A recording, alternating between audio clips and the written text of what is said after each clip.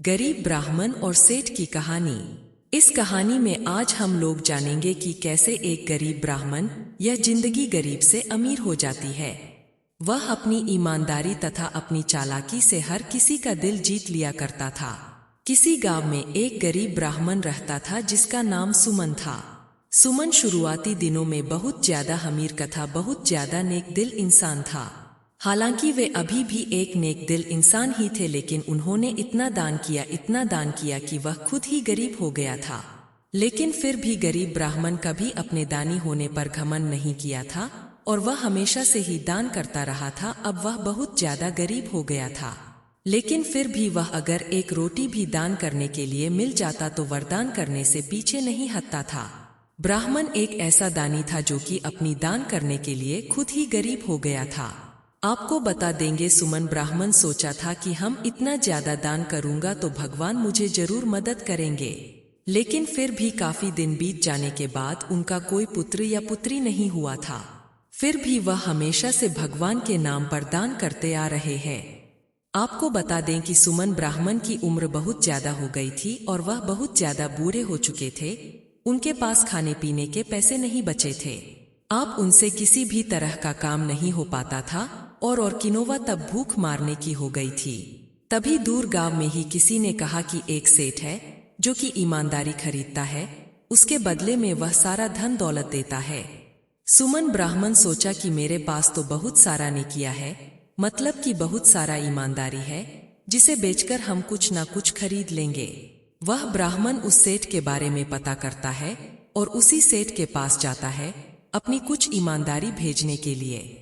जैसे ही वह घर से निकलता है, उसकी पत्नी ने 4 रोटियां बनाकर देती है कि रास्ते में अगर उन्हें भूख लगे तो उन्हें खाकर फिर आगे का रास्ता तय करें। जब वह ब्राह्मण कुछ दूर निकल जाता है तो पहाड़ी पर उन्हें एक तालाब मिलता है। वह तालाब पर बैठ जाता है और उसे तालाब पर आराम करने के बाद उसी तालाब में स्नान करता है। फिर वह ब्राह्मण अपनी वही 4 रोटी निकालकर खाने लगता है। तभी उसके सामने एक कुत्ता आ जाता है। जैसे ब्राह्मण अपनी रोटियां खाने के लिए खोलिए ही थे कि एक कुत्ता उसके सामने आ जाता है और कहता है कि मेरे बहुत सारे बच्चे भूखे हैं, क्या आप मुझे इन रोटियों को दे सकते हैं? ब्राह्मण उस कुत्ते को एक रोटी दे देता है। एक रोटी खाने के बाद कुत्ता कहता है कि मुझे बहुत ज्यादा भूख लगी थी, एक रोटी में मुझे कुछ नहीं होने वाला है, मुझे दूसरा रोटी भी चाहिए ताकि मेरा पेट भर जाए। और उसके बाद ब्राह्मण दूसरा रोटी भी दे देता है और उसी तरह से उन्होंने दूसरा रोटी भी कुत्ते को खिला देता है। सभी खाना कुत्ते को खिलाने के बाद वह भूखे ही आगे की तरफ चल बढ़ता है। आगे चलते चलते वह उस सेठ के पास पहुंच जाता है जो ईमानदारी को खरीद लेता था, उसके बदले में उसे बहुत सारा धन दौलत दिया करता है। जब वह सेठ के पास पहुंचता है तो गरीब ब्राह्मण कहता है कि मेरे पास बहुत सारी ईमानदारी है, क्या तुम मेरे लिए ईमानदारी खरीद कर मुझे कुछ पैसे दोगे? उस सेठ की पत्नी बहुत ज्यादा पढ़ी लिखी हुई चाहिए, इसी कारण से वह लोगों की नेकियां खुद से ही देख लिया करते थे। जैसे ही बूढ़ा बरामा उसके पास पहुंचता है, वह अपनी पत्नी को कहती है कि जरा देख कर बताओ कि इनके पास कौन कौन से ईमानदारी है। तभी उसकी पत्नी इस बात का आकलन करने लगती है, इस ब्राह्मण के पास इसके पास कौन सी ईमानदारी किया है जो आप इसे खरीद सकते हैं। तभी उसकी पत्नी ने कहा कि यह जो आज एक कुत्ते को 4 रोटियां खिलाई है, यह ईमानदारी इनकी सभी ईमानदारी से बड़ी है। अगर आप खरीदना चाहते हैं तो इनकी यही निकला, इनसे खरीद लिए। तो भी सेठ ब्राह्मण को कहता है कि आप आज जो 4 रोटी कुत्ते को खिलाई थी वही ने कि हम खरीदना चाहते हैं। वह बूढ़ा व्यक्ति कहता है कि ठीक है, हम ही ने किया खरीद लीजिए और उसके बदले में आप मुझे जो चाहिए उसे देख सकते हैं। फिर सेठ ने उसकी ईमानदारी के बदले में बहुत सारी धन दौलत हीरे मोती निकाल रहे थे। तभी वह ब्राह्मण कहता है कि रहने दीजिए, मुझे किसी प्रकार का कोई भी धन दौलत नहीं चाहिए, ना ही महीने ईमानदारी को आपके पास भेजूंगा। उसके बाद वह सेठ कहता है कि ठीक है, आपकी मना रही, आपकी मर्जी, आप भेजें या ना भेजें इसका फैसला आप कर सकते हैं। फिर वह जिस रास्ते से गया था उसे रास्ते से वापस आने लगता है। रास्ते में वही तालाब दिखता है जहां पर उन्होंने रोटियां खाने के लिए रोटियां निकाला किया था।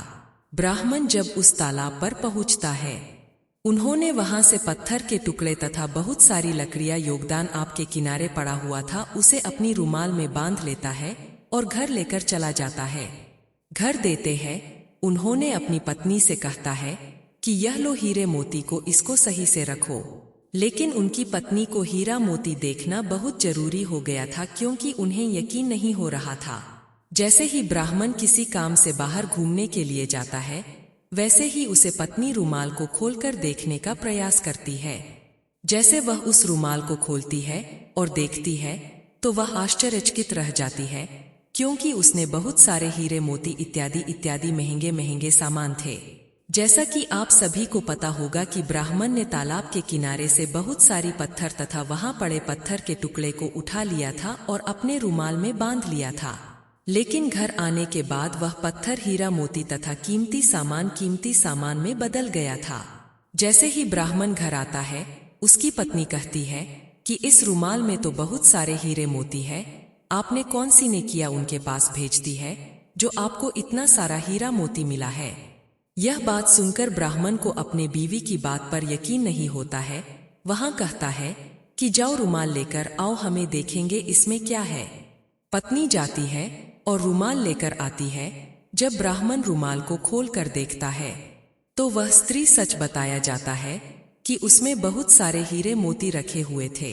अब होगा वही हीरे मोती का इस्तेमाल करके बहुत ज्यादा अमीर हो जाता है और अपने घर आता था परिवार का पालन पोषण कर देता है।